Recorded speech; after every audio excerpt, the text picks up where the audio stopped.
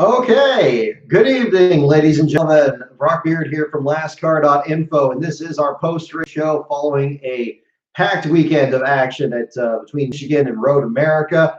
Obviously, the one big story that we're looking at right now, in the theme with everything going on, is Brad Keselowski on the cusp of his first career Cup Series last place finish. He has never had a single last place finish in a Cup Series points race in this his 399th series start. Looks like that streak will come to an end unless there is a different result from post-race disqualification. Keselowski getting an unfortunate wreck with his teammate Ryan Blaney while battling for the lead midway through the race.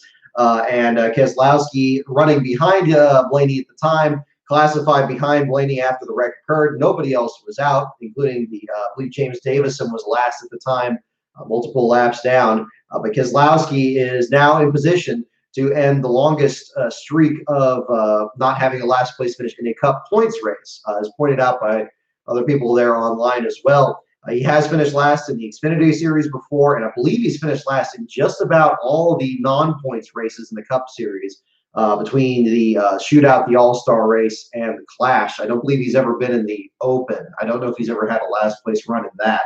But that would be another thing to look at here. At the moment, I don't have the information yet as to who has the current longest streak without one. The last time we did an article on this in March of 2019, looking up an article here, I posted this in the Twitter earlier. Brad Keselowski had by far the longest streak. The other ones in the rest of the first part of the rankings, Chase Elliott, he since finished last at Pocono and also at Phoenix last year. Daniel Suarez had a last place run at Daytona. He was third ranked. William Byron, his streak ended this year, but he will finish last at the Daytona 500. Parker Kligerman is on this list here. Obviously, wasn't entered in this race. I don't remember if he's had any starts this year since Suarez has basically taken over his ride at the number 96. He had a rank up there. Ryan Preece at the time, of course, that's certainly changed with his 3 in a row that he had in July. Daniel Hemrick had a one-off at New Hampshire last year. Matt Tifft is now, basically out of the sport here, at least in the foreseeable future. But he was in there. And Bailey Curry was our last place finisher in the Xfinity Series. I think he finally got one in the Cup Series with Rick Ware. I'm not 100% on that, but I'm going to get that figured out for you guys, and that's going to be a part of the article there. I appreciate you guys bearing with me here. As you can see, with a lot of what's been going on here, it's been a very busy and unusual weekend, week really. But I have most of the articles written for the last 3 races and a start now on today's race. As soon as I get them ready, I'm just going to post them as soon as they're done and get those online either later tonight or the first part of tomorrow. In the future, I'm hoping to be able to post these articles a little more timely here and get back to kind of the routine that we've had, especially since the return from the pandemic. But among those will be another update on who has the longest streak there without a last place finish in the Cup Series, at least among points races.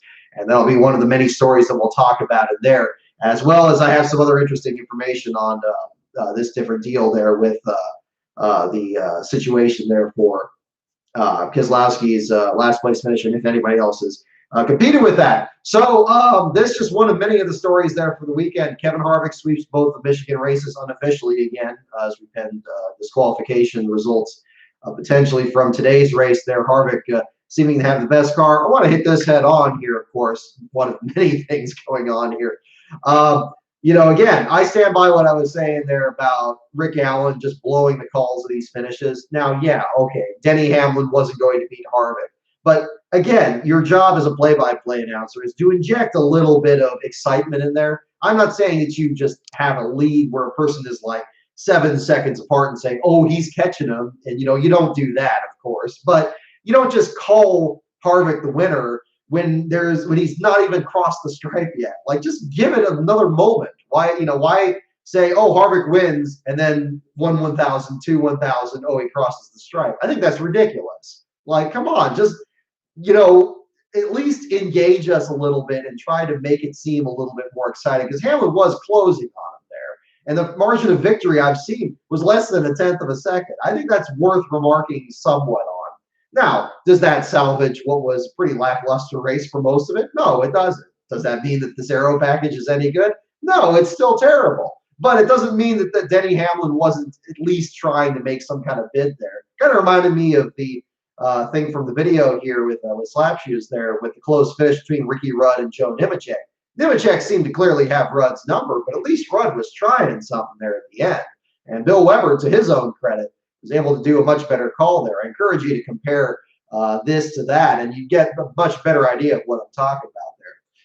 I will admit I was feeling a bit tired from what was a pretty crazy weekend there. So for the thing about Josh Bilicki being last and then everybody dropping to the back, but Bilicki dropped into the back for the driver change. Yeah, I mean, obviously that means he's back there. So mea culpa on that one for sure. But I stand by absolutely with, Rick Allen. It's like, come on, wait just a moment here and, at least say something. I mean, even if you just said that Hamlin's trying to make a move, that'll at least push your call to the moment that they actually cross the stripe. It's just more satisfying that way. I've always maintained this, and I hammer this too often, but it's because it's important. It's the small things, really. It's never a big thing that's really the problem with these broadcasts or with NASCAR in general. And something as simple as just when you do your call to the finish can immensely improve your, the broadcast of this. It wouldn't surprise me if when they do this in the montage next week for the Daytona Road Course, they splice this up a bit so it seems like his call was much closer to the finish, just out sync that audio with the video. I bet that probably will happen, and you'll know why, because when you have to work with that, you're not just going to play that clip as is with that bit of dead air in there. So I'm hammering it too much, but again, I think it's something that's worth doing that that way as a professional is worth doing right. So but I'm rambling too much on that, but that's kind of where I am on that. So Brad Keselowski is again one we're looking at here. It's not going to be well. I mean, it's going to be really unusual from these other statistics I've looked at. If it's all these other drivers here that have since had last place finishes, and Brad Keselowski is one. It could be the new leader of the longest streak without a last place finish, at least among active drivers, is probably going to be one of the rookies. Maybe just from running the first half of the season. The person that may have the most, maybe only about 18 or 19 starts. It could be a very long while before we see something the likes of which that we saw today, a driver with triple-digit starts without a last place finish. We've seen this so much, especially since the starting park teams kind of went by the wayside and everything else that's happened in the time since then. We've seen the end of long streaks. Kevin Harvick, your race winner today, had the longest combined streak end just a couple of years ago with 1,089 combined starts across the top three series before he finished last in the Coca-Cola 600. You had Casey Kane, Clint Boyer, Jimmy Johnson, all had very long streaks in the triple digits that all ultimately ended in just the last few years. And then other ones that were getting up there, like a Chase Elliott or a Daniel Suarez, that are relative newcomers. Even theirs ended now. I don't know if it's going to be down to single digits, but it seems like it's going to be maybe double digits at most. And it could be quite a while before we see somebody actually extend that. But it'll be interesting to see who that is, if indeed it turns out that Keselowski is your last place finisher from today's race there. Let's see.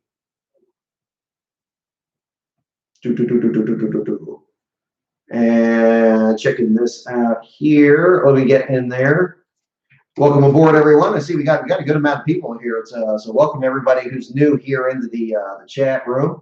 And we'll talk about the weekend's action. Let me get the rest of the results up here in the meantime. So yeah, Hamlin in second, the margin of victory 93 thousandths of a second. I mean, I think that's a close finish, but I'm not going too far on that.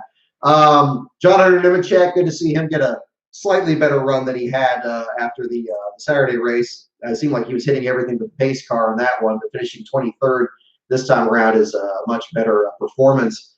William Byron looked like he was going to get collected in Christopher Bell's spin at some point. Still ended up getting in the 12th spot. Not too many. I mean, Matt DiBenedetto, I think, was probably the biggest surprise in the top 10, but even with his consistency this year that's kept him in the playoffs, I think that's still getting less and less surprising. I kind of reminded of Ryan Sieg in the Xfinity Series. Good to see DiBenedetto do well there. It seemed like he was flirting for an even better run than that.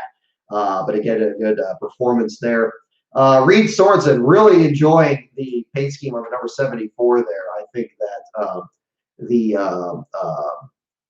scheme on that was really, really nice there on that. It's interesting seeing that different car number there and still the Spire Motorsports effort, but how that works out with the owner points and everything is going to be interesting. I assume it's just, they probably worked out some kind of temporary deal. It's interesting. You don't see these number changes that often, certainly in the middle of a season.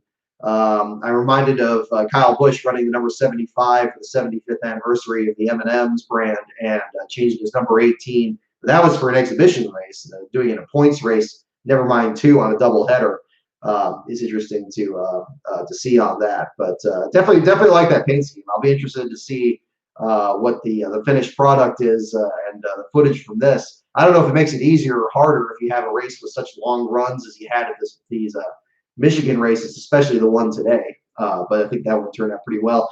James Davison had all sorts of problems in both of these races. The car shutting down at the very beginning of the Saturday race, and then the quarter window popping out during today's race, ended up multiple laps down in the bottom 5 of both these races here at the end of the day. But, again, these are, the typical issues that these different teams have, like just kind of working their way up the ranks. And, Rick Ware is doing a really good job of trying to bring, as many of these different, competitors in there as possible. Obviously, Davison making big news with his apparent entry in the Indy 500. Ware is actually being one of the investors or co-owners, really, listed of his entry as the Indy 500 comes up, at least in the next couple of weeks, as we find out what happens on that end. Josh Bilicki, we'll talk about his Xfinity run, certainly. We're going to jump into all three of the races here before we cover anything else here. Oh, my goodness. I'm sorry. I got a super chat here. Let me make sure I get that covered here. Oh, we got a couple. Oh, my goodness. Thank you so much, both of you. Beast of Metal 1989. Remember when drivers could dramatically overdrive quarter entry in a desperate last lap passing attempt because they had 900 horsepower engines? Those were the days, he says, ignoring Johnson. Yeah, again, valid point there. And I think that's where a lot of the frustration comes from in this particular race, and maybe not people minding so much Rick Allen's call. Maybe Rick was doing that on purpose to point out that there wasn't that much excitement because this aero package seems to stifle, slingshot runs or anything like that. There seems to be handling issues, and the car is really fighting their way around there. But something's definitely lost on that a little bit. But thank you so much, Beast of Metal 1989. And also thank you, Mr. Anti-Ant, on your super chat there as well. Fantastic. Harvick sneaking up the show. LOL. He's elite, though. No arguments there. Harvick, it's strange when everybody tries to, these broadcasters keep trying to talk Harvick into retirement, trying to shoehorn him into the booth. Not saying he'd be bad at it. I think he'd do a very good job. But, he's not done yet. And it's amazing when you think about the longevity of some of these careers. I'm thinking about, back when Harvick or somebody like Kurt Busch or Ryan Newman were starting in the early 2000s. I think they're still there, still in full-time rides, and especially in the case of Harvick, still winning on a regular basis, still being a championship contender pretty much every year. Kurt Busch on the verge of that, and Ryan Newman, you never know. It's amazing that you have some of these efforts there as well. But that'll be interesting to see. Let me see.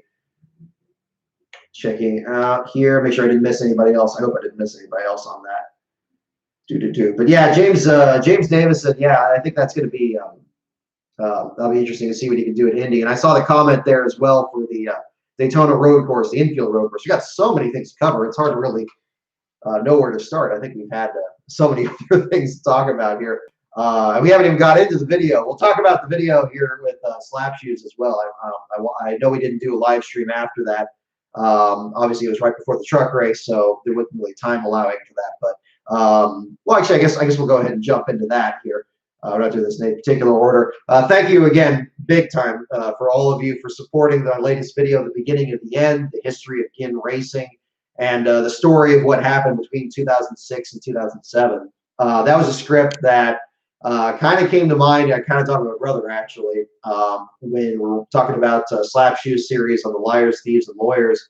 And one team that really didn't come up was Ginn Racing. I thought that was interesting, but it was good. It was good that it wasn't in there, because then that gave me a chance to really kind of develop that story on my own. And then, of course, he's a big Mark Martin fan, so I wanted to kind of bring him on board there. And cannot thank Slap Shoes enough for helping out on that. I know he kind of downplayed his role in that. But I know he works on a very busy schedule in his work and everything. And you know, I value whatever time he was able to make for it. I thought he did a very good job on the recording. The audio quality was great. Didn't have to do multiple takes or anything like that. So, you know, just wrote the script out, split it up there into different parts, sent over which parts I was going to have him do. And he got back to me like real quick on that. We actually had a nice discussion on Skype there beforehand there, just kind of talking about what it was like there. Certainly for him as a Mark Martin fan, I figured he had very outspoken opinions about what happened with Bobby Ginn, much like my brother does, since he was a Sterling Marlin fan. And the 14 team, as you can see from the video, ended up caught very much on the wrong end of what happened that year. But I'm very pleased with the reaction, the response on that on the video there. And you know, yeah, I mean, really, I'm quite floored actually. I've been meaning to do some collaborative works, you know, here for some time. I wasn't sure about what, you know, the best way to approach it is. You know, beyond, and you know, obviously I'm already still doing the collaborations with NASCAR Man on his channel, but I thought it'd be neat to kind of do something on mine as well. And when this particular subject came up, I think it just became the most natural thing to propose that. And he couldn't wait to get started, and I really do appreciate the time he was able to give there, and I think that really showed in the final project. It was a bit of a challenge because, you know, again, talking about the business side of it, there's not as much footage. It's not as footage heavy as 3 Before February was or anything like that, but I kind of liked the way it came together after a while. I kind of want to make it look a little more polished than I've done with some of my visual aids and some of these past ones, and all that. And this is not to say, you know, I'm definitely still doing collaborations with NASCAR Man at the same time. This isn't a replacement for that at all. You know, actually, I just sent a script over to him, a recorded script over to him that you know, we're waiting to hear back on, and that'll be an interesting video coming up. I'll leave it to him to promote the subject of that video, but they'll have some more information on that as well. But definitely appreciate you guys supporting that video and spreading the link around. I've reorganized this channel a bit. You guys get a chance to check out this channel. I kind of reorganized the lists here a bit to make it a bit easier to find, for example, past live streams such as this, and then kind of split up my commentary list channel or playlist into the longer videos that are more focused on history, and then the opinion related ones, like the 1990s retrospective and stuff, kind of creating 2 separate lines of videos in there. So hopefully that makes it a little bit easier to navigate than the way I'd set it up before. I'm really trying to learn from a lot of these people like Slap Shoes and some of these other younger folks out there who do these YouTube videos today, and trying to kind of learn from their example and try to grow the channel a bit more and see what we can get with that. But I'm very pleased with the response of that, and the advancement of the channel and everything. And thank you all for spreading the word on that. Bobby Ginn is an interesting subject, and it was a different one to talk about for sure. Mr. Antian, thank you again for your other super chat there. Let's see. You think IMSA's Earl Bamber can win the Xfinity Daytona Road Course? It's very possible. You know, I'm not sure offhand. I mean, I saw them show up on the list, and it'll be interesting to see what they can do at the same time. But it would be, yeah, I mean, it's certainly possible. I think in the Xfinity series in particular, we've seen a lot of these road course ringers have great runs, and we'll talk about this when we get to the Road America. Preston Pardus immediately comes to mind. I've been very impressed with him. Not too long ago, I mean, this run at the Roval where they basically destroyed the front of the car and still had a solid run in the race itself. And then he gets this 10th place finish at the Indy Road Course. He gets 8th at Road America. Great run for him. Jay Buford makes his series debut over the Indy Road Course. Gets a great run there for BJ McLeod's team. And yeah, I wouldn't rule out Earl Bamber as well. I mean, if you're looking for people with experience on this particular course, himself and Andy Lally are going to be guys you're going to want to watch. And of course, Lally lit up the show at Road America yesterday too. So a lot of excitement from all of that too. So definitely interested to see what happens on that end. Let's see. Trying to catch up other information here. Make sure I'm not missing anybody else on this. All right. Oh, okay. Excellent.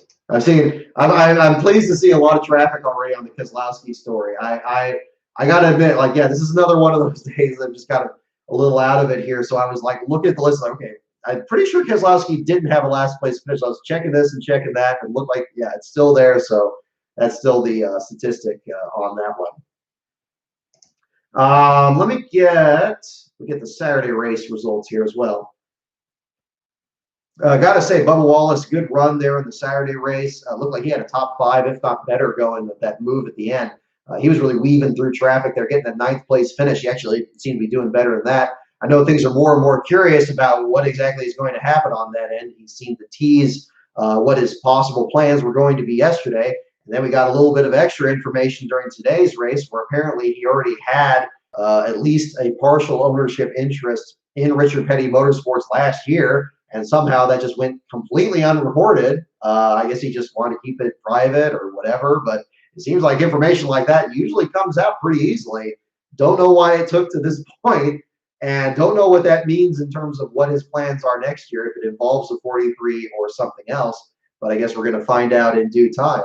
Also, I know I saw a lot of comments on this. Certainly want to bring this up again in what was, of course, a packed week here. Not happy about the situation with Levine Family Racing. That's just an awful situation. That's a team where I've written about them so many times in the past. And they're running that Lightning McQueen looking car with the yellow numbers.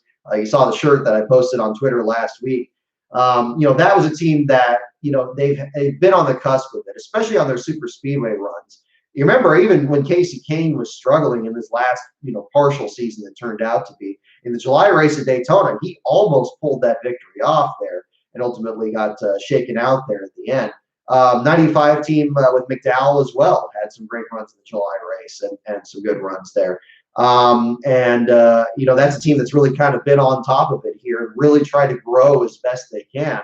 And for some reason, it just seems, and it's unfortunate to see this, especially after Furniture Row, it seems that Joe Gibbs Technical Alliance is, for whatever reason, kind of the kiss of death for some of these small teams. While it seems to help these teams perform a lot better, we saw this with Matt DiBenedetto last year, his runs at Sonoma and Bristol. To see this year, them drop off right when Christopher Bell had one of his best runs of the year back at New Hampshire, even though he spun out. Really, for a lot of that race, he was very strong. I thought that was a real statement race for him. Unfortunately, it didn't change the news of what happened with the team and the team shutting down.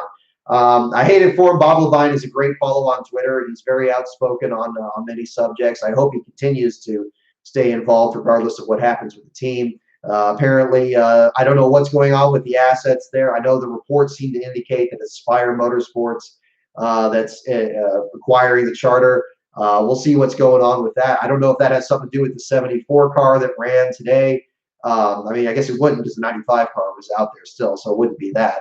But maybe that's going to be a piece of the puzzle. Is that going to be a more permanent number that's added to the group? I don't know. I don't like speculating too much on things like that because you never know what's going to happen in these cases, but perhaps that's a possibility on that end.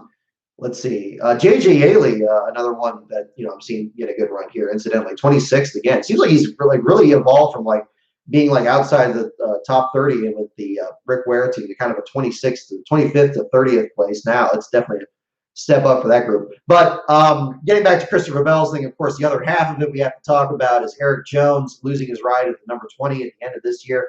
Another awful consequence, perhaps inevitable after the 95 was shut down. It seemed like they were already trying to shoehorn Bell into that car last year before Jones won the Southern 500. And then pretty much once Jones won that, he got another year on the contract. It seems that Joe Gibbs Racing, I guess the turnover rate at these bigger teams is always going to be more intense than these other organizations. But it's still unfortunate to see that a driver like Eric Jones or a driver like Daniel Suarez or even Matt Kenseth, really, before all this, and Joey Logano, even further than that, drivers getting cycled out. Okay, they get their experience there, but then they just get booted out for the next big thing. Meanwhile, you got other drivers like Kyle Busch or Denny Hamlin or now Martin Truex that seem to be so assured of those rides and so, stayed in there that it's always going to be that fourth team. And to me, what it's always struck me, especially with Eric Jones, is it seems like personality-wise, even Jones seems very different from the other three. The other three seem, even Kyle Busch to a degree, and it's going to sound a little strange for me saying this, but seem a bit more reserved, a little bit more quiet, and like their public persona. Even though Kyle Busch, of course, is outspoken when things don't go his way. On the radio and behind the wheel is a whole different thing. Denny Hamlin and Truex are the same way that way. But Jones seemed very much more, a little bit more grounded, a little bit more down to earth. And unfortunately, it just didn't shake out here for him. And I hope that wherever he does land, he's going to land in a decent enough ride that he can continue to kind of reinvent himself and come out from under this. Hopefully, something more like Joey Logano's had over at Penske Racing, rather than what we've had with Daniel Suarez, where unfortunately he can only get the ride at the Gaunt Brothers team. And they're basically about, a 25th place team. So that's, which direction it's going to go. There's a lot of open rides. We don't know what's going to happen with the 48. We don't know what's going to happen with these other ones. That's going to be the interesting thing going forward. But I do think he deserves to land on his feet. I think that Jones is one of the most unappreciated talents out there right now. And I know it sounds trendy or like getting on the bandwagon to say that now, in spite of what happened in the news here this past week. But I really do believe that. I think the way he won that Southern 500, and we were there last year covering that, the fact that he was going head-to-head against Kyle Busch and Kyle Larson at the time and just doing the absolute most that he could to actually will that win. But it was like, what was it, 3 or 4 in the morning.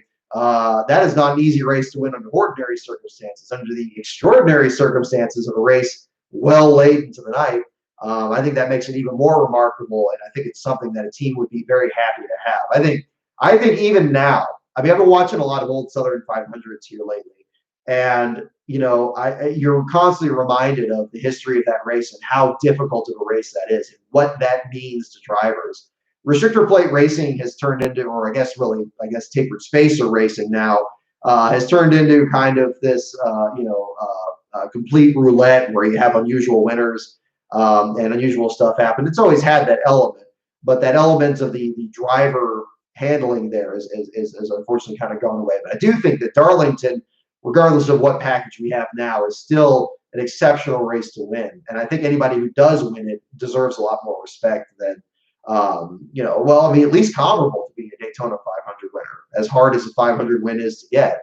And I feel the same way about, Eric Jones that I did about Regan Smith winning it in 2011, or some of these other competitors that have broken into it. I mean, this is a big name race. When Smith won it in 2011, he almost felt like he didn't belong on that same trophy where you got people like Cale Yarborough and Richard Petty and Bobby Allison and all these other David Pearson, Dale Earnhardt. I mean, the list goes on and on. That's the Mount Rushmore of the sport.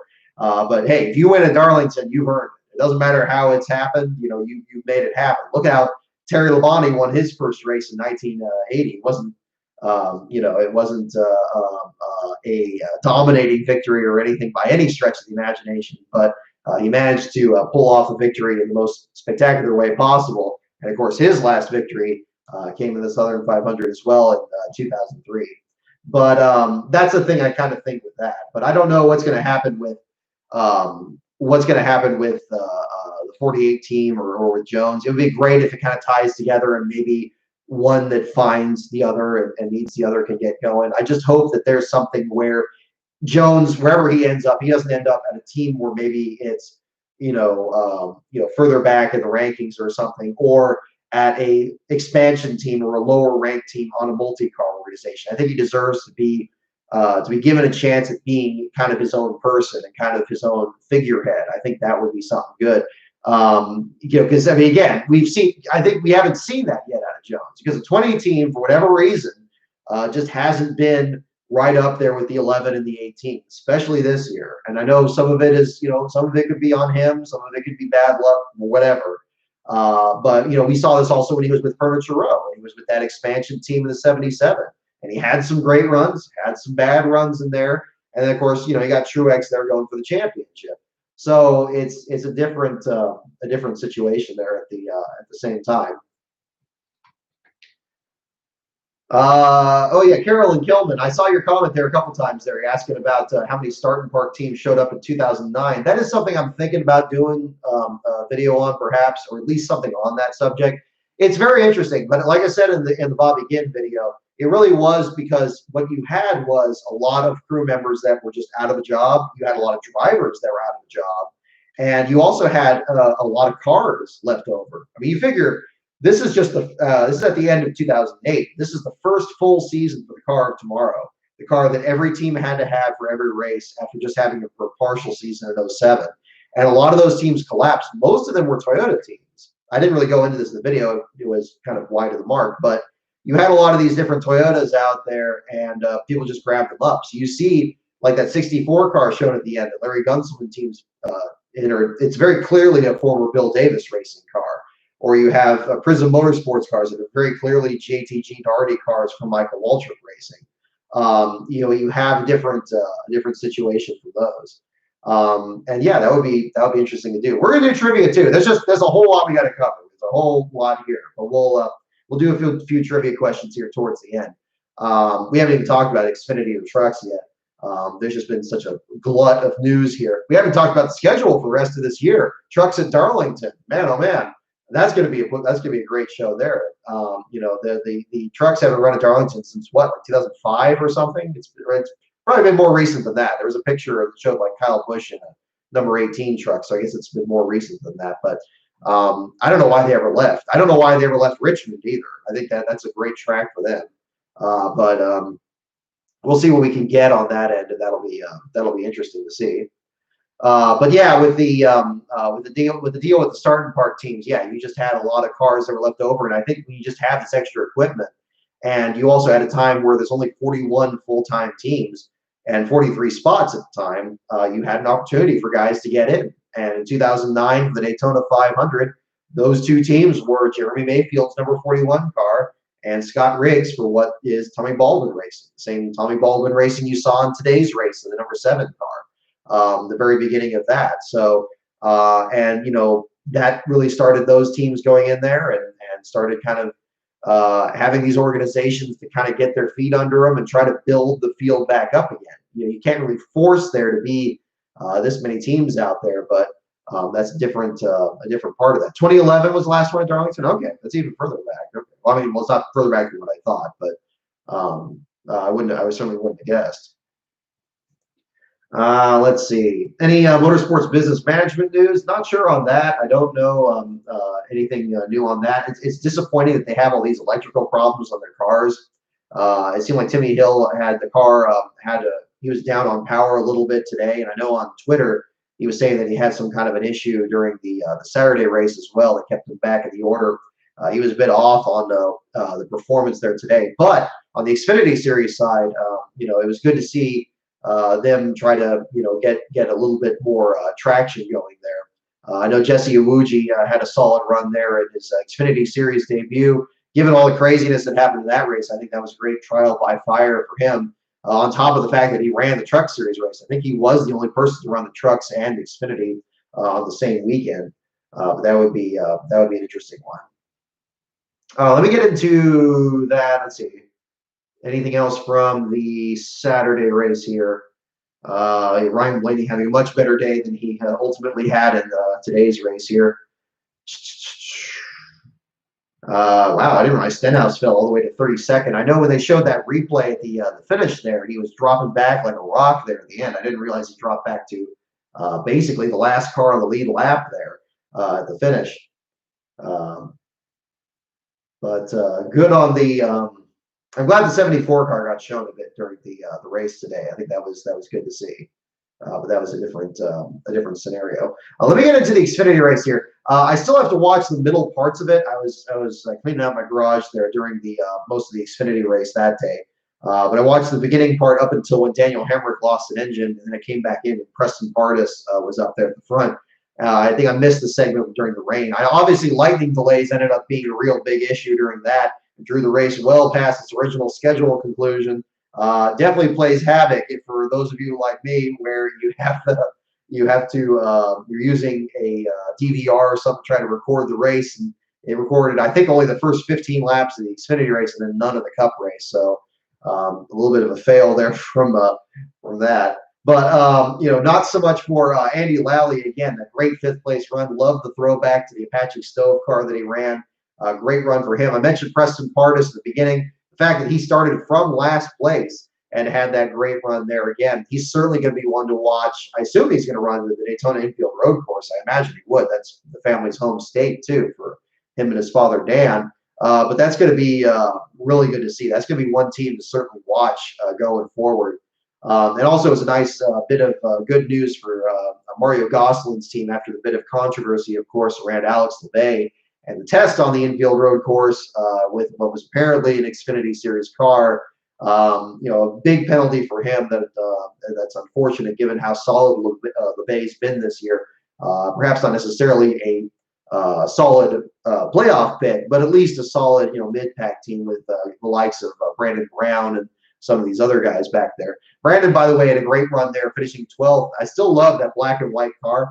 It seems really simple and facile. Like from a distance, it's just kind of like whatever. But I think it's distinctive enough that you know that that's his car, and I like seeing that. I guess they're just running that for the road courses. They're not running that in the regular oval races. But I just like the way that car looks. So I was glad to see that one come back.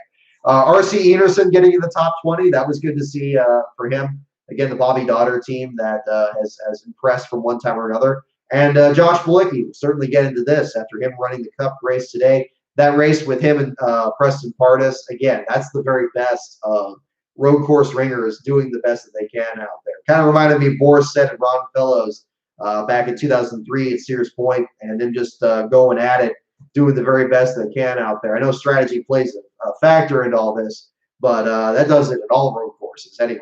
Unfortunately, these stage cautions kind of mess a lot of that up, but it was still good to see there. What wasn't so good to see was, of course, the issues from Mike Harmon's team. Bailey Curry's car basically breaking down at the start. So many problems at the start of the race, and I think there were a couple people pointing this out on Twitter that a lot of these issues could have been fixed if they actually had practice or some qualifying session. These particular mechanical issues that they had at the start. Scott Heckert's car breaking down at one point. Tommy Joe Martin's cut down the left front, damaged the car. Still got an 18th place finish, which is a great recovery for him. Although they still seem to have this bit of bad luck that they've continued to have this year, it's good to see they're actually at least getting the solid finishes here in the meantime. But that happening and so much more at the same time there. It's just that's what makes it challenging at these road courses. I think there's a race at Watkins Glen that was like that, like 93 or 94, where they didn't have practice or qualifying, and like 4 cars broke down in like the first 2 laps. Kind of reminded me a little bit of that. But, I think Cody Vanderwall, that poor kid, like he was just trying to get that thing to the finish, and he was just smoking more and more. So many mechanical issues they've had this year. The Jimmy Beans team, I mean, obviously they're working with whatever they can on that organization. But hopefully better days are coming soon for them, and they can improve by a few steps here. These road courses really are huge opportunities for these small teams to get good runs. They don't necessarily need to have a road course ringer in the car. If they're able to just have a good, clean run and kind of get their way up there, you can have a situation like you have with like Andy Lally or some of these other guys that are able to just kind of get up there and get a decent finish. Good to see Stephen Light get a good finish again. That's also shades of the Indianapolis infield road course. They let Light run a full race there, had a good, solid finish. In this case, too, finishing in the 22nd spot, certainly an improvement over Chad Fincham was only out there for just a few laps. And then Jesse Iwuji still getting some valuable laps out there, the number 13. Where did he finish there? 26th spot. Okay, so he actually wasn't that far behind the Light. So good run there. The next to last car finishing under power there, it looks like. Or no, third to last. Scott Heckert still showed that he was running. It's amazing. Scott Heckert, that poor guy, he seemed to just be spitting out constantly in there. He had about the same bad luck. I don't know who had worse luck between Scott Heckert at the Saturday race or John Hunter Nemechek at the Saturday Cup race. Both of them seem to have a lot of struggles out there. But at least in Heckert's case, he was able to finish the race under power, although shown in the 33rd spot. Kyle Weatherman in the other Mike Harmon car, even after Bailey Curry's issue. Weatherman gets a 21st place finish out there. We got some great pictures that I'm planning on using for that article. I want to make sure I get the person's name right here. I got it in my messages. Big thanks over to Dion at J&T Sports. He sent over some great shots that he took over at Road America this weekend, so we're going to put those in there, and that'll be an interesting article. And that will be on the Xfinity race. Let's see what else we got here. We talked about Enerson. We talked about Light, Wuji. Hard hits there at the end of the race too. I'm glad Allgaier's okay. I mean, that was a very savage hit he had into that concrete barrier. I remember covering the World Challenge stuff a few years ago. There was a very savage wreck in that exact same portion where they just completely atomized this like Ferrari in there. Just I think Anthony Lazzaro was actually driving it, the same former Xfinity driver from years ago, back in the early 2000s. Had a very bad wreck there, and even though they're just concrete barriers, I guess a slower speed corner, it's much faster than it seems. Certainly in cases like that. Glad Allgaier appears to be okay, at least from last I heard on that. So that's good to see. But yeah, again, kudos to Lally and to Preston Pardus, and also to Kaz Gralla. I mean, I know he's driving for a Childress team, so it shouldn't be surprising that he's doing well. But I always think back to him running that Fury race car's number 61 car at the underdog runs that he had out there. So that was certainly good to see. So anytime Kaz Gralla is doing well, that's always an entertaining story, I'd say. We're going to jump into the truck race here as well. We'll wrap up here this segment of our show here. Zane Smith, congratulations to him on his first career victory. Well-deserved there at the end. Christian Eckes, that poor guy, he's knocking on the door. He's pounding on it at this point to actually get that victory. Spun out at Pocono, duped at the late race restarts and stuff here in this. But Zane, the emotions, I think, were very real there in the post-race where he was talking about how difficult it's been for him to kind of work his way up there. And yes, that is, not a slow truck he's driving. A GMS racing truck, that's one of the best teams that's out there. Certainly, I would say, certainly the best Chevrolet team, out there. We got Brett Moffitt and these other guys up there that are really turning heads. But Zane has done his absolute most to get like as many eyes on him as possible. I'm thinking about those runs that he had at Charlotte, running against Kyle Busch and some of these other efforts he's made out there. And then you also think about the heartbreak that he had at Homestead, where he lost a lot of money out of pocket because he was driving a truck that had no sponsorship, got wrecked very early on, and that was a very, slim day, a very slim payday on that. And for him to get back out there, and what I think is probably his best paint scheme this year, that Bay Mountain Air thing. Certainly as a Bay Area native, I'm a bit biased on that, but I thought that was a really sweet looking truck too. But for him to pull that off with sponsorship, hopefully that's going to shore things up here as now he punches his ticket into the playoffs, and we see what happens on that end. Rafael Lessard getting in the top 10 there. David Gravel, 10th in his series debut. Tate Fogelman, great run for the Young's Motorsports effort. Dawson Cram in 14th place, which actually isn't his best finish. His 13th in Martinsville still his best, but a great run for the Boyd Long team, which we've only seen do just a handful of starts this year. Great finish for them. Cody Rohrbaugh getting in the top 20.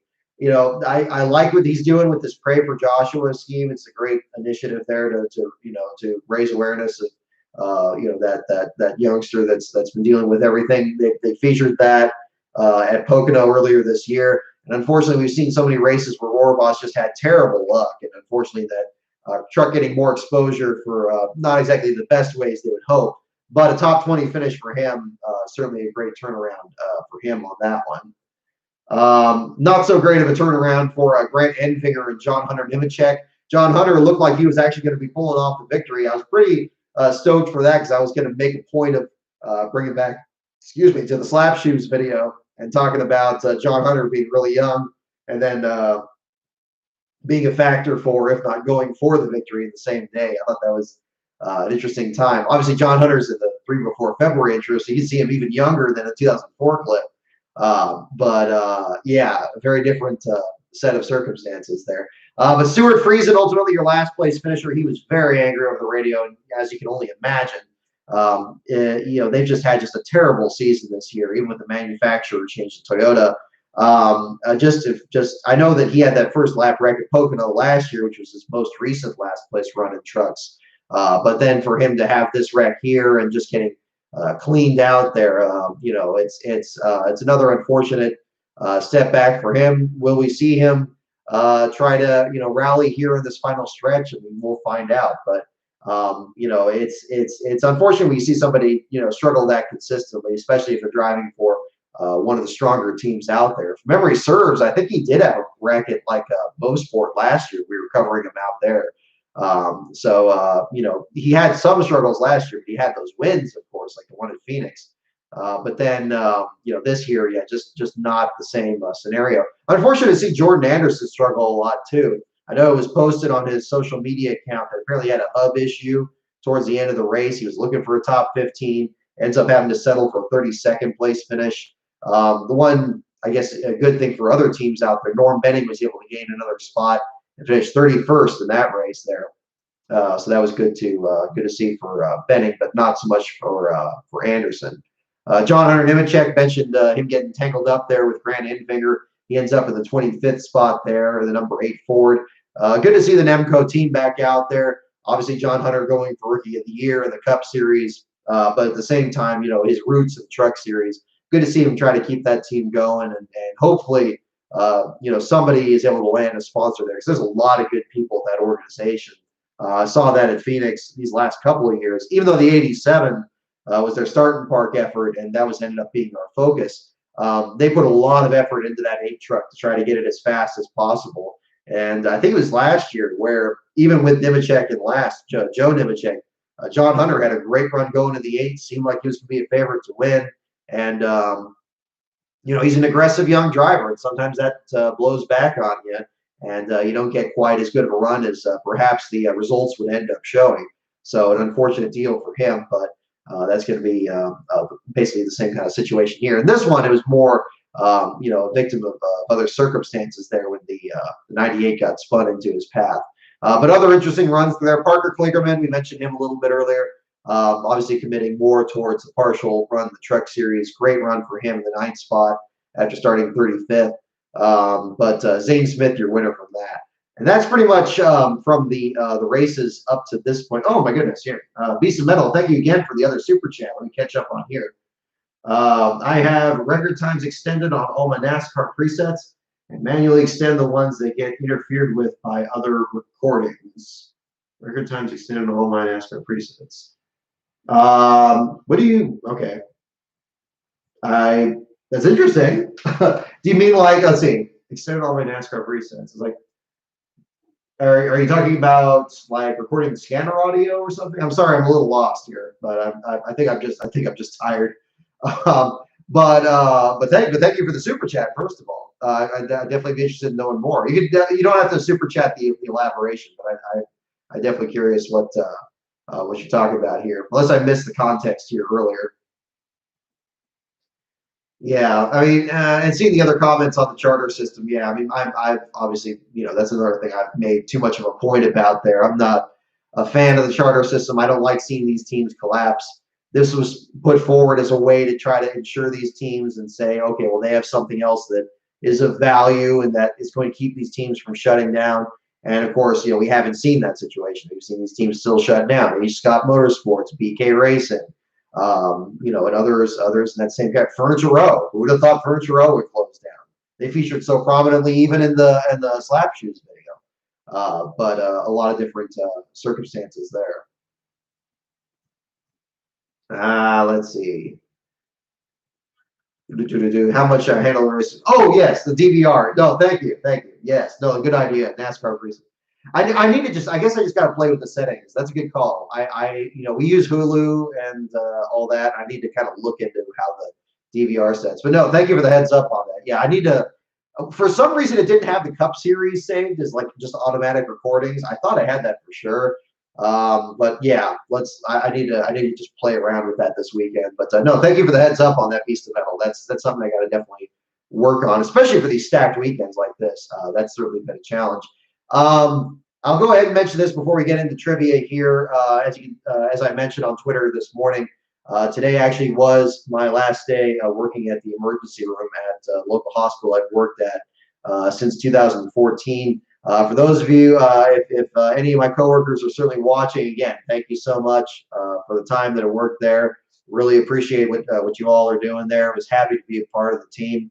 Would have liked to stay with the system if possible, but I found this other job opportunity arose with Health and Human Services. It's also a job that's going to allow me to kind of stay a bit closer to where my parents live, and we're going to be starting that in the next few days. There's some advantages there. Certainly, it's I worked night shift before. It's going to be more of a day shift thing. And that's kind of the angle there. But that's why I'm wearing this shirt here. I actually got this one from my manager back in February here, so I wanted to make sure I wore it today with all that there. But we're getting a good. There's a lot of good workers there that are doing a lot of good work, and I told this to one of my coworkers on the way out. Like, look, I wouldn't be starting a different job if I didn't think that all the stuff that's going on right now wasn't close to being resolved. At least that's certainly my hope, and I feel that way from the work that I've seen them do, and the bravery with which they're doing it, for sure. I see your comment. I see your comment. There are no tires, just gas. I very much. I always call myself like a ninth responder. Like I'm like I'm the guy that just makes sure everybody's like personal information and stuff like that is correct. The people that are the doctors, nurses, technicians, and especially the people that work upstairs, those guys are the heroes. They really put it on the line, and I definitely appreciate everything that they're doing, and I'm still pulling for them and working on looking to help them out in another way. Working with this other department there that's very much in line with the healthcare industry, and that's what I'll be doing. What that means in terms of the channel and everything on the website, everything's still going on that end.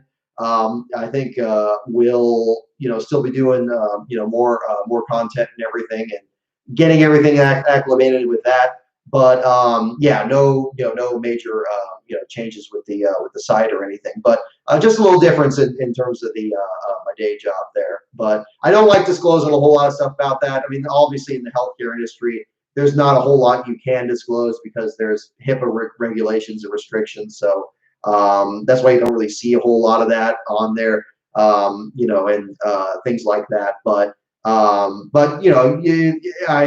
a cause, there's that too. But then at the same time, I put a lot of stuff out there, and I want, it felt well. I really like the picture that I took with one of my coworkers. The picture that you see in that one is Yolanda, who is the person who trained me when I started working there as a registration clerk.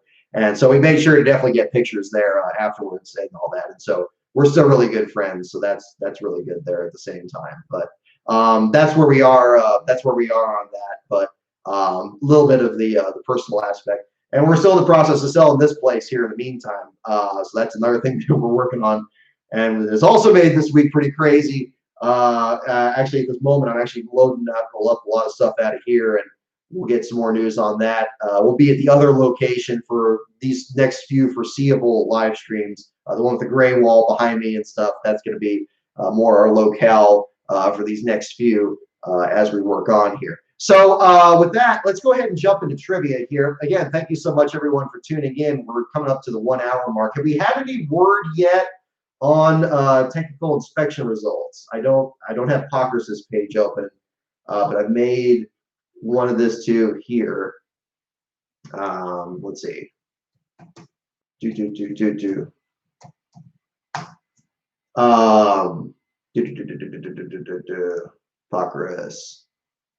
Pockers. Okay, playoff grid. Oh yeah, do we want to talk about the choose cone? We can talk about the choose cone. That's always fun. I like it. I thought the one thing that kind of, well, first of all, this must be said, I'm not the only one saying this. NBC did do a much better job covering it than Fox. Now maybe Fox didn't know what they were doing at the time. They didn't know how to cover it. It was brand new. Let's try to figure this out. But especially in Michigan here for this NBC coverage, they had the camera pulled back far enough, and you could see people choose which one and kind of swap out. And then certainly with Chase Elliott's example in the Saturday race, you saw how he was able to really parlay that into a strong restart. And it's an interesting element. I think anything that's in there for strategy definitely helps things out. And I know Matt Weaver's happy because he's been pushing that for longer than many other things. So I know he's happy about it. And we'll see how things shape out here at these other tracks.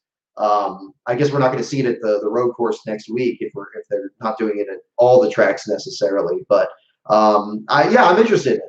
I think that we still need to get rid of the stage cautions. I think keep stage points maybe, but get rid of those. But if you have a caution and you have the choose cone thing, I think that's really I think it's interesting. I think especially at a track like Michigan, or I think especially like a quad oval, I think is going to be really interesting because it seems like a lot of those there's just one line that everybody's going to pick, and is somebody going to gamble to try to get that track position, even though they know that everybody on the outside line is going to have a preferred groove? That's going to be interesting, and maybe will help some of these tracks that maybe don't necessarily consistently have the best races. Today's race maybe wasn't the best one ever, but I wouldn't say that was necessarily because of the choose cone. So we'll see how it goes. I wouldn't say it's a complete success, but I think I certainly wouldn't call it a failure. So I'm happy with it, and I'll be interested to see. I'll be interested to see more of it, quite honestly. Let's see. What do we have here? Okay. Oh, yeah, that's right. I was looking at Apocryph's page. You still like interviews, race results. Oh, I didn't mention the last place finish of the Saturday race. Joey Gase on that one. That was an interesting one because it seemed like there was just I didn't hear any radio transmissions. And I thought for a second that when Gase pulled in, they were saying communication was like the reason he was out. And I was like, oh man, this is gonna be like a first time last place finish thing. And then it's like now it's a transmission issue. But that was kind of an interesting thing. I'm not seeing anything from Pockrass's page yet. I don't know if we'll do this until we actually have a call. Although I know this is a very significant one with all this, but we'll try to get the very best that we can here, and we will do that. So it's getting a little dark over here. Let me get this lit up here. Okay, so go ahead and pick your category again. We're going to go ahead and do our category picks for the start. The categories are NASCAR, pits, teams, tracks, drivers, and the wild card. Go ahead and type in your comments here which category you want to start with: NASCAR, pits, tracks, drivers, and the wild card. This is again from the late 90s, so the answers are going to be very outdated, but still interesting. And we might learn about there you go, 15 seconds. You might learn about what candy bar is the only one served in Martinsville. You might learn about like JD McDuffie, Willie T. Ribbs both got featured in this. Like we've had some. It's got some challenging ones on here. We might have hit the bottom on a couple of these categories. Hopefully, we get some other ones here, but that'd be interesting to see. Oh, Andrew, no, thank you. I'm glad you got the newsletter there. Brief plug on this on the Patreon. That's another thing I like to do. I'd like to do more of it. I mean, hopefully we have these years where we're covering more races in person. We get back to that. We're looking ahead to Phoenix again still for our next trackside coverage. I pretty much decided that even if they're not going to let us in the garage area, we're going to try to cover that still because it's going to be a championship race. Eric Jones' last race in 20, Jimmy's last start. We're pushing to actually cover that one. And we'll, even if we're just in the press box or if we're in the stands, we're going to try to do the best we can to cover that weekend as best as possible. But that'll be a different one to talk about. But the newsletters that we have in the Patreon. If you're in the Patreon and you haven't received the newsletter yet, I just mailed out some. I think just last month. Definitely check your account. It's probably because I don't have your mailing address on there. There's a way to add your mailing address as a Patreon, and I like to just send out stuff from time to time. And I have some other ideas, especially once I get the office settled here, of doing some more stuff like that. Kind of give you some more updates about things happening with the website, things going on around here, and kind of give you, not just the bonus content and the advanced access to the videos and stuff, but also more stuff on that. So that would be ones to check out there for sure. But I enjoy doing the newsletters, and the newsletter this time was certainly a challenge because, well, I guess we got to talk about Fontana a little bit back in February, but that's been about it. So, we had some other stuff there. It was fun to write, though. I enjoy writing them, and I hope to do some more of those the days and weeks ahead here, and we'll certainly do that. Which category do we see? I saw a couple for wild card. I see 3 for wild card. Let's go ahead and do that. And we'll do a few questions here to kind of wrap up. And if you guys have any other questions or anything I missed, I can browse through the chat here. I had the chat on the other window here at the same time. If there's anything else, make sure I didn't miss any other super here at the same time. I saw somebody mention Marcus Auto Racing and the BAM Racing running there. Man, that takes me back. That's like back in college when you had some of these other teams out there. All right. You want trivia? You need it. Okay, gotcha. Yeah, we're doing it. We're doing it. Okay. Okay. All right. Is a Days of Thunder commentary track maybe a thing? Not yet, but possibly. If it is, it's going to be Patreon exclusive. That's for sure. And for my Patreon, at least right at the moment, regardless of what level. Oh my goodness, you got another one of these. I'll get you your super chat in a second there, Arian Gomez. Thank you, first of all. We're gonna if we do this the Days of Thunder commentary track, I'm looking at doing that. Hopefully I get a bit more time freed up here, we could do that. But that would be Patreon exclusive. And I'm kind of went off the Jeff Gluck model where basically if you're whatever level you are on Patreon, you get access to all the posts in there at the very least. And if you donate a bit more, we got some other stuff I like to send out and everything. And got some fun stuff on that. Thank you so much, Arian Gomez, there for the super chat. Enjoy the collab video with Slap Shoes. Do more, please. I'm open to that. I'm not going to pressure Slap Shoes on that at all. I think I certainly understand from my own work experience the demands on his. I think between the stuff I've done in the medical field and the stuff that he's done with UPS, I mean, we've got pretty much probably two of the most busy jobs during this whole thing that's been going on. But yeah, I'm certainly open to it. And maybe we can even do a collab that maybe expands even more on that. Or maybe it's not just myself and him, but maybe we'll see about that. But yeah, I'm certainly open to it. I think that again, he literally did that in one take. And I'm very impressed. Very professional, very well done, and it was very easy to slip that into the video. The only reason the video took longer to make was just my own trying to get the graphics and stuff together on that, and trying to polish it up a little bit. Actually, the teaser that I posted before that, I was sitting on that for like 3 weeks before I actually posted it. I didn't want to post it back in like early July or end of June and have everybody just sitting on edge for 5 weeks. I think that would have been a little indulgent, but I didn't want to post it. I didn't actually post that until I actually got Slap Shoes audio, and I was like, okay, at this point, because I also didn't want to put any pressure on him either.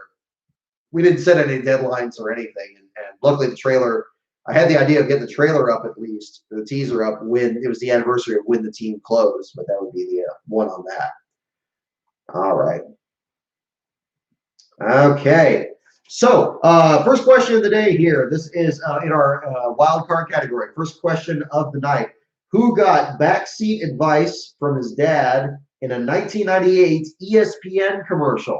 Speaking of vintage ESPN, as we get into this question here. Who got backseat advice from his dad in a 1998 ESPN commercial is our first question. And as I said, speaking of ESPN, glad to see Brad Darty back. I thought he did a very solid job getting back in the booth there. He sounded a little uneven there at the beginning when they were at that rain or the lightning hold during the Road America race, but I think that was just an unusual circumstance. I don't blame him for getting his feet back under. It's been a while since ESPN covered these races regularly, but I thought he was one of the best parts of the old ESPN broadcast. I liked his excitement. I liked that he clearly understood what the heck he was seeing, and that he had passion for it. I mean, if you pick 43 to be your basketball jersey because you're a Richard Petty fan, you're the right kind of guy for the job, I'll tell you what. And then have the team ownership on top of it. That would be the other part of it. But that was good to see, and I liked listening to him on that. So hopefully that becomes a more permanent thing. I do think NBC has a little bit too many broadcasters out there, but maybe when they consolidate things down a little bit, which they probably will inevitably here, I hope he still makes the cut there and stays on. That would be good to see.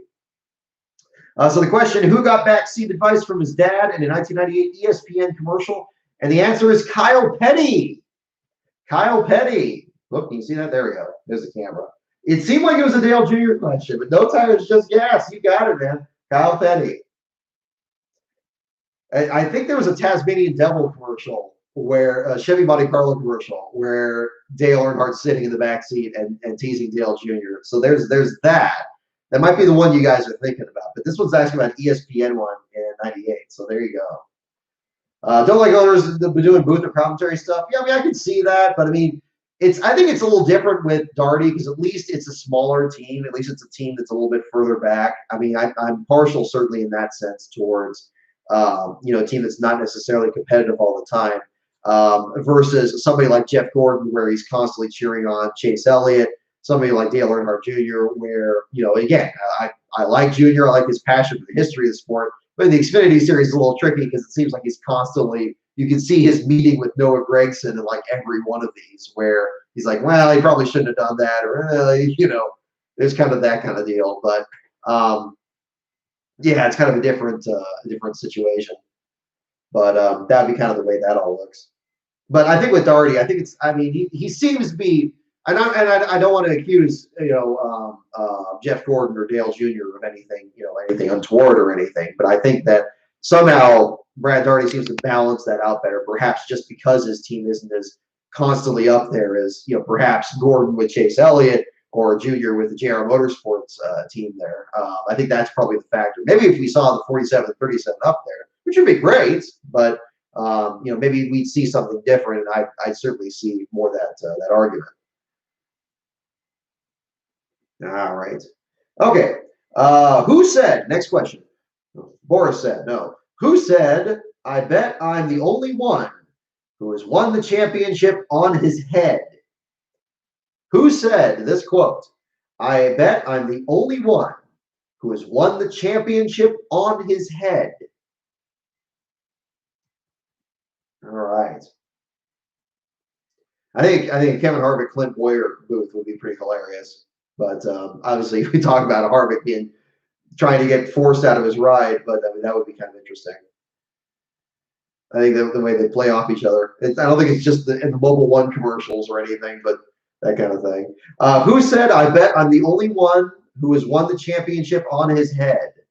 Okay, Stroker Race, Bobby Allison, Benny Parsons, Rusty Wallace. I can't even pronounce that beast of metal. Randy the Plumber, DW. Who said, I bet I'm the only one who has won the championship on his head? That is our next question.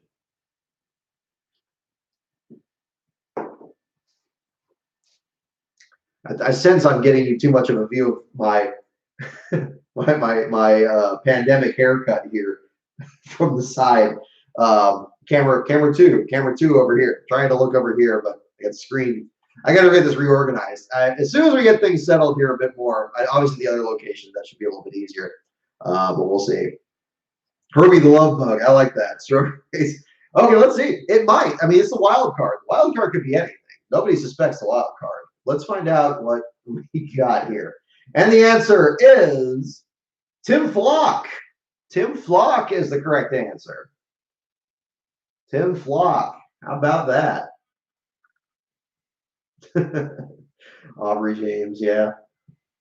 Randy the Flower. Herbie the Love Bug.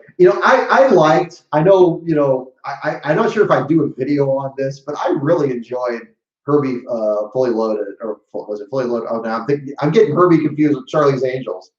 Okay, it was Charlie's Angels Full Throttle, and it was Herbie Fully Loaded, right? That was the one in 2005 with Lindsay Lohan versus the one in 2003 with Cameron Diaz. I don't know, I'm getting those confused. Too many fulls, but I thought that was good. I enjoyed it. I mean, I'm not saying it was like an Oscar-winning film, but I mean, I think it was entertaining enough. I like that it kind of intertwined all these different aspects of like car culture that hadn't really been around or weren't as big back when like you had those classic Herbie movies like the 60s, 70s kind of time period. So you have like references to monster trucks and to like Fast and Furious and NASCAR, of course, and street racing and all that other stuff. Well, I guess that's really the Fast and Furious angle. And just kind of crazy stuff in car culture. I thought it was a great way to play that off. And then, of course, the most awkward scene ever where Jimmy Johnson and Jeff Gordon are talking about a race car winking at him. That was a lot of fun. I think whoever did that kind of did their research too, where Dale Jarrett is lagging at the back of the pack, and you got a little bit of a last place battle there. treating it almost like a super speedway race where drivers like Jared or Bobby Labonte would constantly fall in the back of the field. I thought that was great. I enjoyed the movie. And then I liked that at Fontana. I don't know if they did it this year, but I know they did it the time before we were there, like a couple of years ago. They actually had the same car there. I guess they brought it out from the local museum where they've added the big fenders to it, the rear spoiler, and the Nextel Cup logo on it. That was really cool. Herbie's Angels Fully Charlie. I like that. Exactly. No, I thought that was crazy. Yeah, Fast and Furious, you're right, Hippie Crawford. Yeah, Fast and Furious has got its own problems. They've created a story more convoluted than I don't know, than something really convoluted. I can't come up with a metaphor. It's been really really tricky. But I guess that's all part of the thing here. Let's get it. Here we go. Next question. Who griped? I wasn't looking for the. Wait, what? Okay, hang on. Who griped? I wasn't looking for the black. I was looking for the checker. Okay. Next question here. Who griped? I wasn't looking for the black. I was looking for the checker. Okay. I guess different flags were waved in this case. That's the question. Who griped? I wasn't looking for the black. I was looking for the checker. You got Ernie Irvin, Ricky Rudd, Lindsay Lohan, Ricky Rudd. It could be the Rudd one seemed to tend towards it, but you never know. Dale Senior, Rudd. Okay, it looks like you guys got it already. I wasn't looking for the black. I was looking for the checker, and the answer is Dale Earnhardt. Dale Earnhardt. It is not a Ricky Rudd question. Now, okay. So which one is this? I mean, it's too bad it doesn't elaborate on this. I wasn't looking for the black. I was looking for the checker. Yeah, I wasn't looking for the black. Yeah, I don't know. Well, you know what? Maybe it's, you know what I'm thinking? I'm thinking maybe this is the one from 1995. Because didn't Earnhardt get black flagged when Ward Burton won his first race at Rockingham? Like there was some kind of an issue where Earnhardt got a penalty or didn't get a penalty. I seem to remember something about that. That would be my guess. I could be wrong about that, and maybe this thing's wrong about it. It almost seems like it would be kind of a Ricky Rudd question, but I think that's it. I can't think of a lot of times. Earnhardt definitely seemed to have not getting a lot of these kind of penalties, especially in his later years there. But that one sounds like, oh, you got Harvick as the official winner. Oh my goodness, do we have history in the making? Is it history in the making? Is history going to happen today? Incidentally, Keselowski was my pick to win, so of course he finished last. But go figure. I really got to make those public when I make my picks. Alrighty, 10 minutes ago. Indeed, tech is complete. No issues. Harvick is the winner. One loose missing lug nut on the Byron car, a monetary fine. NASCAR taking cars to R&D as it had done pre-COVID. No penalties can come from it. Harvick, Truex, Logano, Elliott, and Austin Dillon, he says. So, I'm going to retweet this. And Brad Keselowski has his first Cup Series last place finish in his 399th series. It couldn't be his 400th, could it? I mean, it couldn't be at the Daytona Road Course next week. But Keselowski, all right. Well, man, I mean, I was looking back at some of the stats we've had this year. It's been, to be truthful, it's been quite the competitive NASCAR season. We had Ryan Preece's streak, almost JT Doherty's streak. We had William Byron's winless record, and we had Timmy Hill have a pretty good lead in the battle here. Let's see, what was it? What were the other ones we had? I mean, my goodness. I mean, Kyle Busch's situation there, New Hampshire, or the other ones. We've had so many other ones here. Yaley, Johnson, Kenseth, yeah, Blaney. Oh, McDowell breaking the all-time. That's right, McDowell breaking the all-time Cup Series last place record. His tie with Joe Nemechek, and Norm Benning break his tie with Johnny Chapman for the most of the Truck Series. And at the same time, we've had very few runs for Jeff Green because he's been focusing more on the crew side of the wall rather than driving. So been a very competitive one. They had a scoring error in that one. Okay, I think that was the one. Jack Earl, what's my favorite Sears Point race? Boy, that's a tough one. That's a tough one. If I'm talking about an overall race, like if I were to like watch like one again, I mean, there's something about like those mid 90s ones, like 96, 97 that's good. 93 is certainly very good. Yeah, I mean, certainly having a lot of unusual stuff happen. 94 wasn't the most competitive one, but you had some good runs there. Wally Dallenbach was good for the Petties. I don't know. Maybe 98 or maybe 99. 99 might be it. I remember Ricky Rudd was really good in the peroxide car. I have a lot of good memories for 99. Yeah, that'll probably be it. Probably 99. So that would be a different one there. All right. So yeah, indeed, the Dale Earnhardt question we had on there. The 700th consecutive start. Was that Beast of Metal? Was that the one where Rudd drove the car that like his kids decorated? It was like yellow and it had like these weird like Nickelodeon splashes of paint on the side of it. Like I remember he had something like that. I think that was the one he wrecked. Oh, did I post that tweet? Let's see. Ending the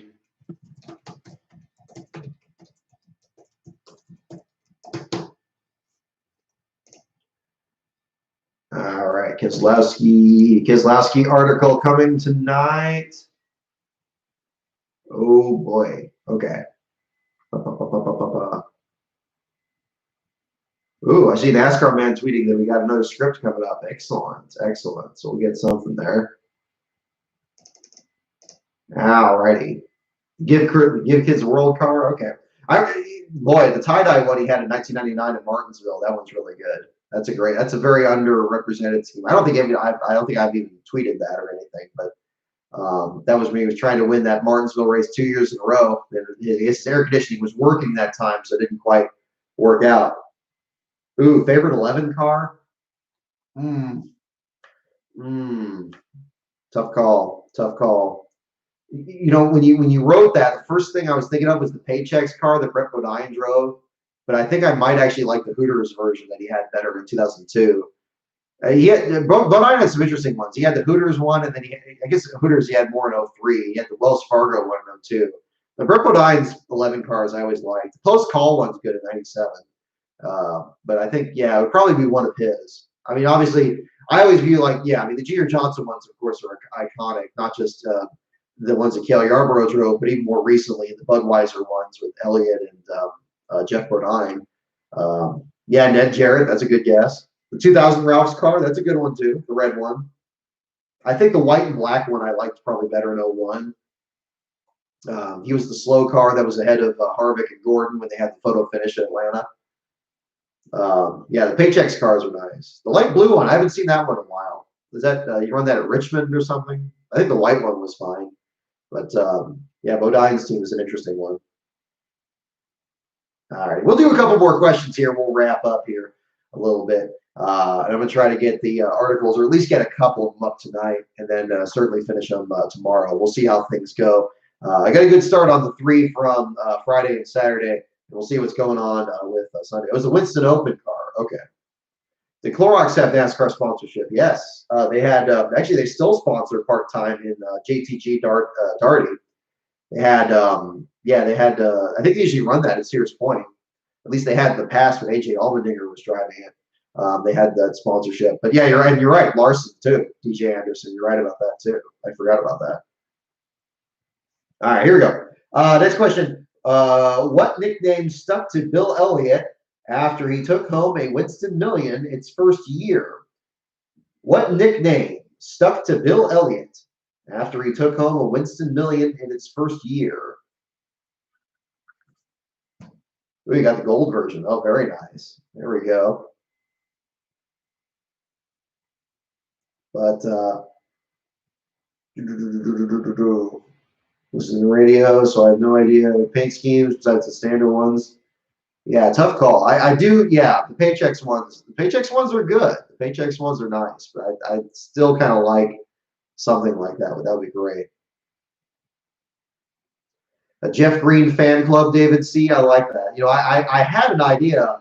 I wasn't sure if it was going to be too tongue in cheek with the current things going on. I was going to have a hat that said "Make Jeff Green First Again."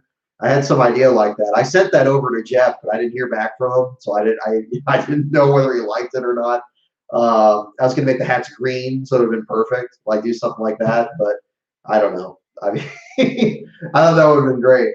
But if Green gets back out there, maybe I'll start something like that. I thought that was kind of fun at the time. Oh, Tabasco fiasco, yeah. Oh my goodness. The answer is indeed $1 million bill. We got an easy question. Let's just try to get some harder ones here. Let's see. Here we go. Here we go. On the subject of movie cars, with the Kevin James car in the races this weekend. Here we go. What 1960 race movie was shot at Charlotte Motor Speedway? What 1960 race movie was shot at Charlotte Motor Speedway? Classic racing movie question. What 1960 race movie was shot at Charlotte Motor Speedway? All right. Maggie Payton, we got one for Speedway. Herbie with Elvis. I assume with Elvis Arian, you got with Speedway there. What 1960 race movie was shot at Charlotte Motor Speedway? Yeah, really enjoying. There's one clip of, I was mentioning the old Darlington broadcast. I was I guess just getting ready for next month with the Southern 500. I really liked the one on 1965. Obviously, Ned Jarrett's record, like 14 lap and 1 car length victory. And that one, there's also a great segment, the one that's on YouTube. I forget the username, but it has a profile on Ned himself, and you get to see, like, I guess Dale and Glenn and you know, those kids there, like way younger, and you know, Ned Jarrett just looking as suave as possible back then. It's a really cool video. It's got like a full on like segment that they did on him separate from the review of that race. Definitely recommend checking that out. The answer is Speedway. Speedway. It's like, yeah, Arian Gonzalez or Gomez. I'm sorry, Arian Gomez. You got that one right off the bat with Elvis. And David C, you got it too. And not quite Last American Hero. I was very tickled that watching Last American Hero when they actually played music from the Dale Jr. Goodyear commercial, the Jim Croce's "I've Got a Name." It starts playing in like the middle of the intro, and I'm like, oh, okay, that's where that came from. I didn't realize that. But that was a pleasant surprise watching that. We'll do a couple more here. We'll wrap this up here. All right, here we go. What Square D driver has the nickname Herman? What Square D driver has the nickname Herman? Nicknames here. All right, this one's probably a bit too easy. I see a couple of you guys. Looks like you guys got it already. What Square D driver has the nickname Herman? Yes, and of course you guys all got it. Kenny Wallace is indeed the right one. Whether it's now, here's the thing: when you think of the Square D car, do you first think of the '81 car or do you think of the '55 car? I know, you know, they both ran for comparable lengths of time. Well, I guess the '81 probably ran for a bit longer. But do you think of the '81 or the '55? I tend to think of the '55. But you know, the '81, I guess the first one, he seemed to have better runs than that one. But yeah, '81. Okay, so yeah, you see, you guys get that. Yeah, the Square D cars are always great. Those always stood out. Nice and simple blue and yellow. A little bit of red they added there with Bobby Hamilton drove for them. Good schemes. Definitely good schemes. Yeah, Kenny Wallace. I like that. Well, that specific one where he seems to unhinge his jaw there, like that clip there where he and Kenny Irwin are laughing at the drift cars over in Japan. That's great stuff. Some things just never change. All righty, next question. Who places toy soldiers in his car windows for, quote, protection? Here's a fun one. Who places toy soldiers in his car windows for, quote, protection? I say, quote, protection as protection, the word is in quotes. Who places toy soldiers in his car windows for protection? Ooh, the inverse of the lightning ones, man. I mean, it's hard for me to think of those being throwback schemes, but I guess nowadays they really would be. But that would be something we'll see. By the way, really like the Menards throwback for Ryan Blaney. If you haven't seen it yet, it really does a good job of kind of capturing one of Paul Menard's first cars in 2003. Didn't get a chance to qualify for Sears Point, but made Watkins Glen, I think, that year, and it's definitely one that stands out. Next question, yeah, here's still who places toy soldiers in his car windows for protection? And the answer is Bobby Labonte. I guess, yes, Bobby Labonte. Arian Gomez, said head 2, David C, Maserati 9, Hippie Crawford, close enough. There you go. Yeah, very close there. Loved Kenny in the 81, the black leisure scene. Yeah, definitely. It is. I think it's because the number is one you don't see that often. I think the problem is the optics of the number. When you have like a real wide number like an 8 and a really narrow one like a 1, it kind of looks like the 1's an afterthought. Like you just think it's an 8 or something. There's some numbers that just don't look good. You have to make it look good a certain way. But I think on the Square D car, they did a pretty good job with that. I mean, it's not afraid of just making that number as massive as possible on there. It makes it interesting. So that's a good one to see. Bobby Labonte is indeed the correct answer. I guess a reference to the Small Soldiers car he had that year. I was thinking it would be something else, maybe more obscure, but that apparently is not the case here. Yeah, Matty D's car looked good today. It did indeed. I like the black paint scheme. That looked nice. All righty. Okay. What did Rusty Wallace name the Pontiac he drove to his first NASCAR Winston Cup win? Here we go. Here we go. Car names. What did Rusty Wallace name the Pontiac he drove to his first NASCAR Winston Cup win? That is our question.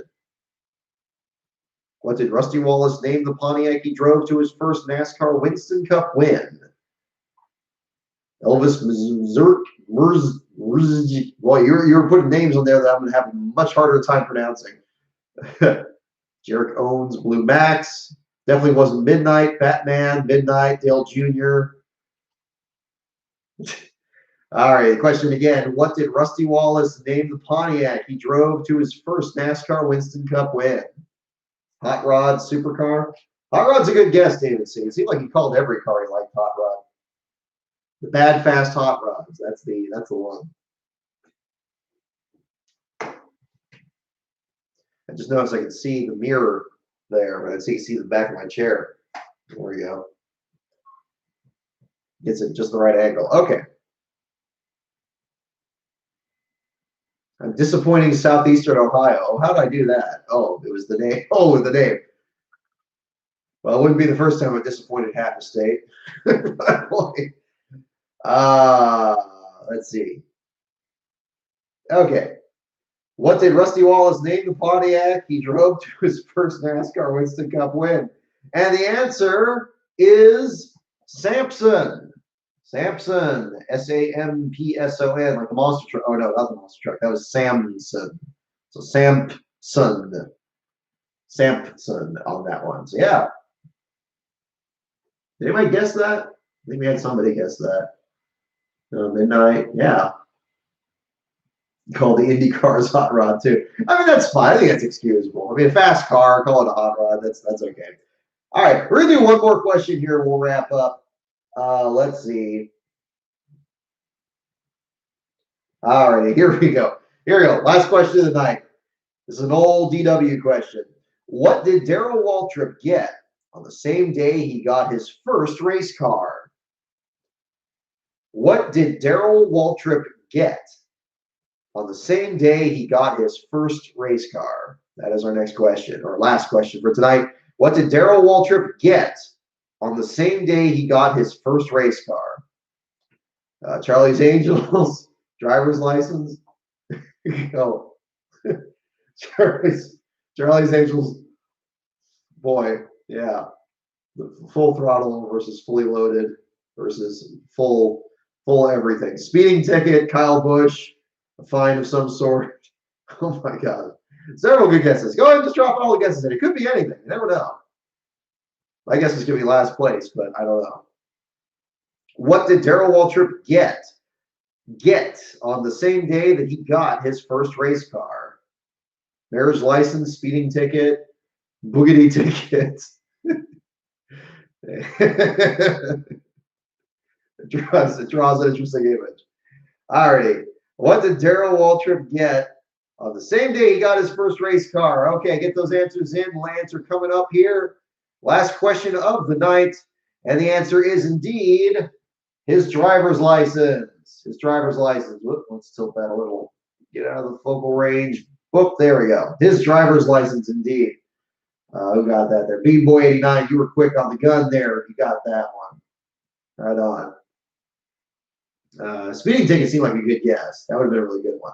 But driver's license is correct. All righty. Well, that's what we have for tonight. I know we had a lot of ground to cover. I'm sure I've missed a whole bunch of other stories that we haven't talked about, but my goodness, no shortage of stuff to talk about already. But great job. Great job. Brad Keselowski with his first last place finish in his 399th start. That is going to be our headline among the 4 articles here. I'm going to push to try, especially with Keselowski's thing, I'm going to push to try to get those done tonight. Probably later tonight, but we'll get that up there. I want to get that done and get that ready for press time.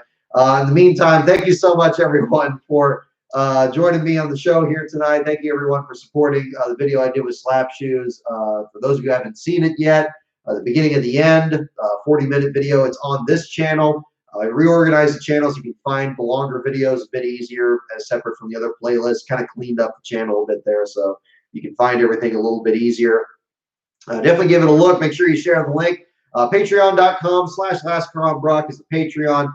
At LastCarOnBrock is the Twitter, and LastCar.info, of course, is the website. Thank you so much, everyone, for joining me. We are going infield road course racing next week at the Daytona Infield Road Course, including the ARCA, and I guess all 3 of the top series. I mean, certainly Xfinity Cup. That's going to be fun by itself. And we're going to do a show after that, and that'll be our next show. And boy, we're going to find out what the heck we're going to expect on that. Anything goes, except perhaps the cars in the back of the field that we're going to talk about. So we'll catch you guys next week, and thanks again, everybody, for tuning in.